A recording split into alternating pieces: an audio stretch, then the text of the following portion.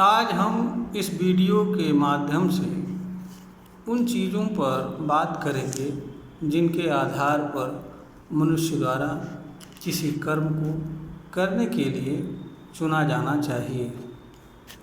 यहाँ पर यह प्रश्न उतना स्वाभाविक है कि किसी मनुष्य को किसी कर्म के चुनाव के आधारों को जानने की आवश्यकता क्या है। यहाँ पर स्मरण योग्य बात यह है कि मानव ही एक ऐसा प्राणी होता है जिसके पास कर्म को चुनाव करने एवं चुने हुए कर्म को करने की शक्ति प्राप्त होती है।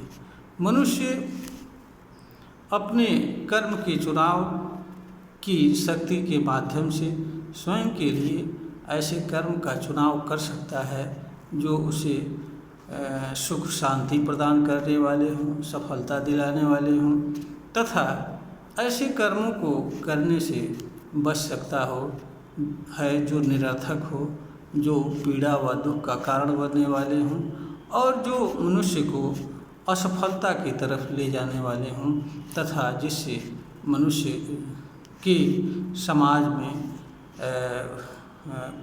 इज्जत जाती हो, प्रतिष्ठा जाती हो। इसलिए मनुष्य के लिए कर्म के चुनाव का आधारों को भी जानना आवश्यक होता है।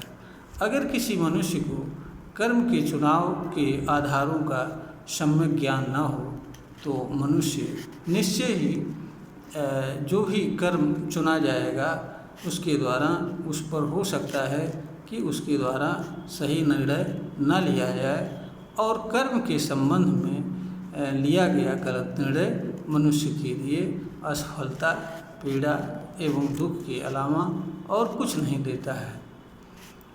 मनुष्य के लिए सर्वप्रथम कर्म के प्रभाव पर ध्यान देना चाहिए।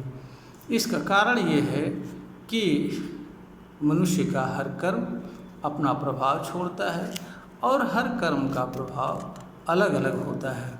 इसलिए मनुष्य को ऐसे कर्म को चुनना चाहिए जो उसके लिए जिसका प्रभाव मनुष्य के लिए सुखद हो, आनंददायक हो तथा दूसरों के लिए पीड़ा व दुख का कारण न बनने वाला हो। क्योंकि मनुष्य के द्वारा जो भी कर्म किए जाते हैं उनके प्रभाव दो तरह के होते हैं, एक अनुकूल होते हैं और कुछ कर्मों के प्रभाव प्रतिकूल होते हैं। तो जिन कर्मों के प्रभाव प्रतिकूल होते हैं वो मनुष्य के लिए पीड़ा व दुख का कारण होते हैं तथा जिन कर्मों के प्रभाव अनुकूल होते हैं वो मनुष्य के लिए सुखद एवं शांति प्रदान करने वाले होते हैं। यहाँ पर यह भी ध्यान देना आवश्यक है कि कर्म का प्रभाव कर्ता एवं अकर्ता अर्थात जो व्यक्ति कर्म को नहीं कर रहा होता है उस पर भी समान रूप से पड़ता है। यह कर्ता एवं अकर्ता में कोई भेदभाव नहीं करता है। उदाहरण के लिए अगर कोई व्यक्ति तेज आवाज़ में या कड़वी बोली बोलता है तो जो व्यक्ति बोली बोलता है उस पर और जो व्यक्ति सुनता है दोनों पर उसका दुष्प्रभाव पड़ता है। इसलिए मनुष्य को कर्म के प्रभाव पर विचार करते समय दोनों पहलुओं को देखना चाहिए। ऐसे कर्मों से को मनुष्य नहीं चुनना चाहिए जो उसके ऊपर भी और दूसरों के ऊपर भी प्रतिकूल प्रभाव डालने वाले होते हैं। मनुष्य को अपने लिए ऐसे कर्म का चुनाव करना चाहिए जिसका अनुकूल प्रभाव स्वयं के ऊपर भी पड़े, दूसरों के ऊपर भी पड़े तथा उसके कर्म से प्रकृति को भी किसी तरह की नुकसान व बाधा ना हो। ऐसा करने से मनुष्य के लिए फ़ायदा यह होता है कि मनुष्य के कर्म से जो क्रिया प्रतिक्रिया एवं कर्म की उत्पत्ति होती है वह सब कुछ मानव के कर्म के अनुकूल होती है। यानी जिस तरह का मनुष्य द्वारा कर्म किया जाता है उसी के अनुकूल सामान्यतया उसके कर्म की क्रिया प्रतिक्रिया एवं कर्म भी दूसरे चीज़ों या अन्य मानव द्वारा किया जाता है। तो कहने का अर्थ यह है कि जब कोई अच्छा व्यवहार करता है तो दूसरे लोग भी उसके साथ बदले में अच्छा व्यवहार करते हैं। इस तरह से मनुष्य को दोहरा लाभ होता है, एक जो उसके स्वयं के कर्म से होता है, दूसरा जो उसके कर्म के परिणाम स्वरूप जो कर्म या आचरण दूसरे लोगों द्वारा किया जाता है उससे भी उसको प्रसन्नता मिलती है। जब मनुष्य ऐसा कर्म करता है जिसके कारण दूसरे लोगों को पीड़ा व दुख होता है, तो बदले में प्रतिक्रिया स्वरूप या उसके कर्म के बदले में दूसरे लोग भी ऐसा कर्म करते हैं जो कर्म के कर्ता के लिए भी पीड़ा व दुख का कारण बनता है।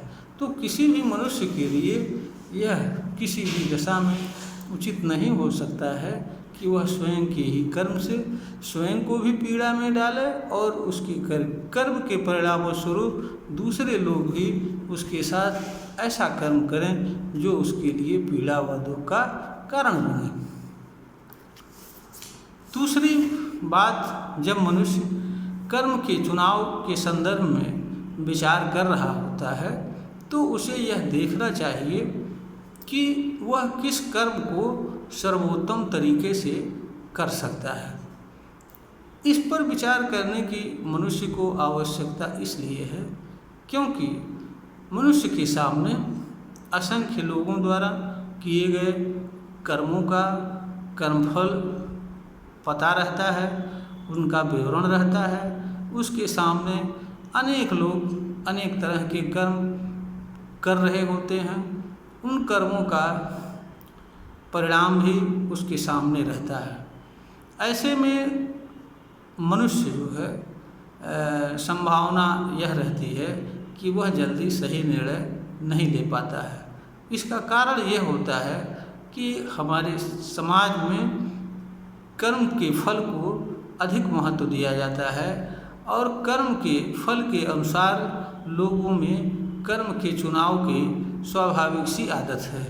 तो मनुष्य जब भी कर्म का चुनाव करता है सामान्य अवस्था में, तो वह कर्मफल के आधार पर कर्म का चुनाव करता है। कर्म के प्रभाव या कर्म से होने वाली पीड़ा व दुख के आधार पर कर्म का चुनाव नहीं करता है। अर्थ यह है कि व्यवहार जगत में मानव समाज में जो कर्म के चुनाव की जो व्यवस्था है वह उल्टी है। मनुष्य को कर्म का चुनाव, कर्म के प्रभाव, कर्म से होने वाली सफलता, कर्म कर सकने की क्षमता आदि चीज़ों पर ध्यान देना चाहिए और इसके अनुसार किसी मनुष्य को कर्म का चुनाव करना चाहिए। किंतु ठीक उल्टे व्यवहार जगत में लोग पहले से किए गए कर्मों के कर्मफल या जो लोग उनके सामने कोई कर्म कर रहे होते हैं उसके परिणाम को देख करके लोग कर्म का चुनाव कर लेते हैं। ऐसा करने में लोग यह भी नहीं देखते हैं कि इस कार्य को हम कर सकते हैं या नहीं कर सकते हैं, या कर सकते हैं तो अच्छे तरीके से कर सकते हैं या नहीं कर सकते हैं, या इस कार्य को करने के लिए हमारी परिस्थितियां अनुकूल हैं या नहीं। इसका परिणाम यह होता है कि ज़्यादातर लोग कर्म का गलत चुनाव करते हैं और कर्म के गलत चुनाव का परिणाम यह होता है कि ज़्यादा लोग कर्म से मिलने वाले फल से संतुष्ट नहीं होते हैं, क्योंकि जैसी उनकी अपेक्षा रहती है उसके अनुरूप उन्हें कर्म का फल नहीं प्राप्त होता है। आज हमारे मानव समाज में अधिसंख्य लोग हताशा व निराशा में जीवन जीते हैं। इसका एक बहुत बड़ा कारण यह भी है कि अधिसंख्य लोगों द्वारा नकल या कोरी कल्पनाओं के आधार पर अपने कर्म का चुनाव किया जाता है। इसलिए इसका परिणाम यह होता है कि जिन लोगों को कर्म की अपेक्षित परिणाम मिल जाता है वो भी, और जिन्हें नहीं भी मिलता है, दोनों लोग जीवन में संतुष्ट नहीं रहते हैं। जिन लोगों को मिल जाता है उन्हें लगता है कि दूसरे लोगों ने जो कर्म का चुनाव किया उसका परिणाम बेहतर था, हमारे लिए यह नहीं उचित था, वह उचित था। और जिनको नहीं भी मिलता है वह स्वयं को अभाग्यशाली व असफल समझ करके निराशामय जीवन जीते हैं।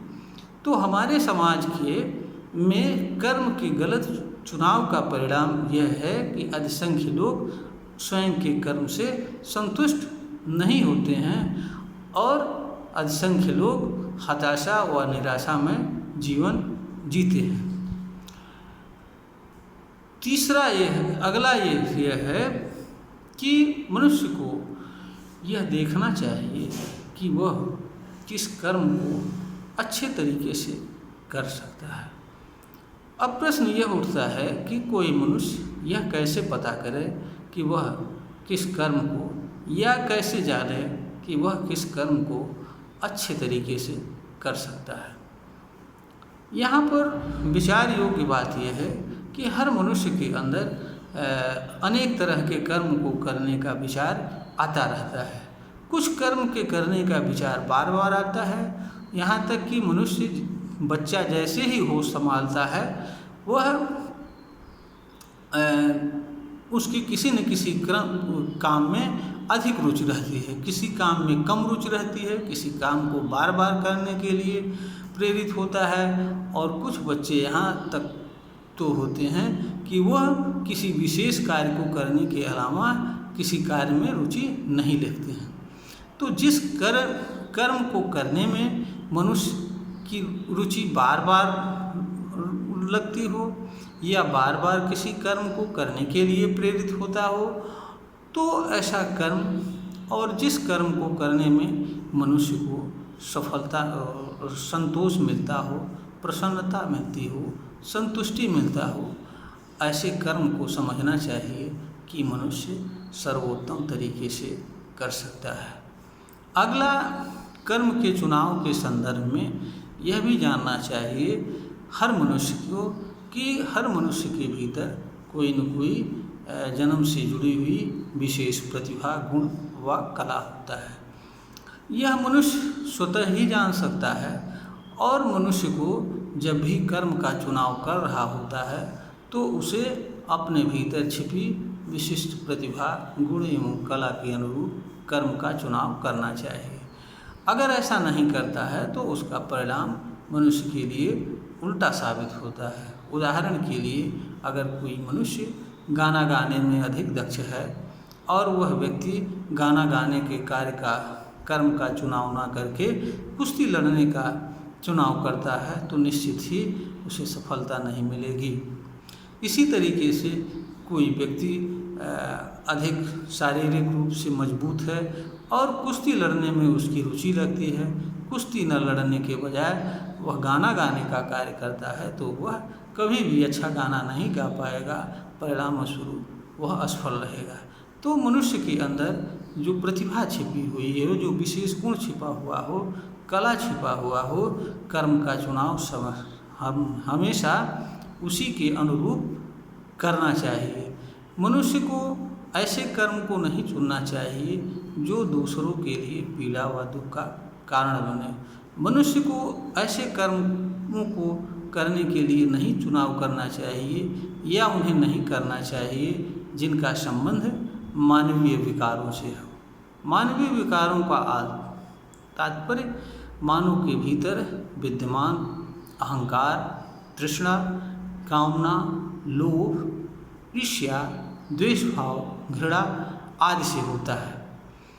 या क्रोध के आवेश में मनुष्य को किसी तरह के कर्म का चुनाव नहीं करना चाहिए। इससे मनुष्य को स्वयं भी पीड़ा होती है और दूसरों को भी पीड़ा होती है।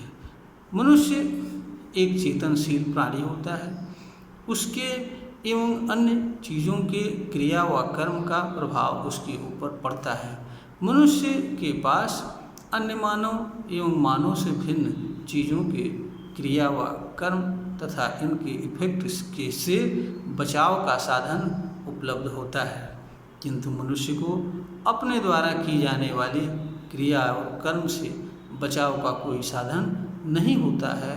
इसका कारण यह होता है कि मनुष्य द्वारा जो भी क्रिया व कर्म किया जाता है, इस तरह की क्रिया व कर्म का प्रभाव क्रिया व कर्म के साथ साथ चलता है और इसके बंद हो जाने के बाद भी मनुष्य के भीतर विचार, भाव एवं अनेक रूपों में विद्यमान रहता है। इसलिए यहाँ पर मनुष्य अपने क्रिया व कर्म के दुष्प्रभाव से तभी बच सकता है जब वह प्रतिकूल प्रभाव डालने वाले कर्मों का चुनाव न करे और ऐसे कर्म न करे जिनसे उसे पीड़ा व दुख व तकलीफ हो। ऐसा करके मनुष्य अपने कर्म के दुष्प्रभाव या पीड़ा से बच सकता है। हर मनुष्य के लिए जीवन में जीने के लिए जीविकोपार्जन जन्य भी कर्म करने होते हैं, क्योंकि मानव को जीवन जीने के लिए अनेक चीज़ों की आवश्यकता होती है। मनुष्य को जब भी किसी जीविकोपार्जन जन्य कर्म का चुनाव करना होता हो, उस समय उसे अपने भीतर छिपे प्रतिभा, गुण एवं रुचि आदि सभी चीज़ों को ईमानदारी से जांचना व परखना चाहिए, समझना व बूझना चाहिए और उसे ज़रूरत हो तो दूसरों से भी इस संदर्भ में सलाह लेना चाहिए। सब कुछ करने के उपरांत अपनी आर्थिक और अन्य तरह की परिस्थितियों तथा क्षमता का भी मनुष्य को ध्यान देना चाहिए। उसके उपरांत मनुष्य को जीविकोपार्जन से जुड़े कर्म या पेशाजन्य कर्म का चुनाव करना चाहिए। मात्र किसी द्वारा किए गए कर्म की सफलता के आधार पर किसी कर्म का चुनाव मनुष्य को नहीं करना चाहिए, क्योंकि हर कर्म को हर मनुष्य ठीक तरीके से नहीं कर सकता है। अगर मनुष्य मात्र कर्मफल या किसी कर्म की सफलता के आधार पर कर्म का चुनाव करता है तो ऐसे मनुष्य को असफलता, हताशा एवं निराशा के अलावा जीवन में कुछ नहीं मिलता है। मनुष्य को ऐसे कर्म भी अपने जीवन में चुनाव करना चाहिए जो उसके मानवीय गुणों से संबंध रखते हों। इसका कारण यह होता है कि मनुष्य चेतनशील प्राणी होता है और इस नाते उसके ऊपर हर तरह की चीज़ों का क्रिया व कर्म का प्रभाव पड़ता है। इसलिए मनुष्य के लिए यह आवश्यक होता है कि वह चेतन से संबंध रखने वाले जो मानवीय गुण जन्य कर्म होते हैं उनको भी अपने जीवन का हिस्सा बनाना चाहिए।